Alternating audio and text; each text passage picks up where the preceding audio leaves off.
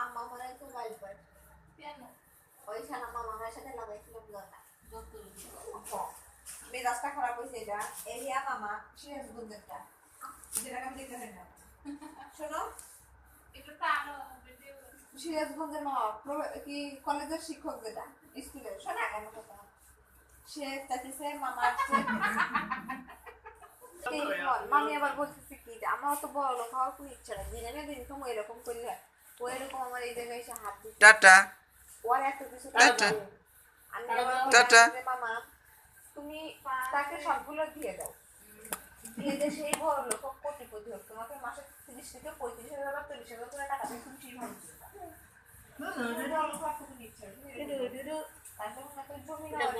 লাগছে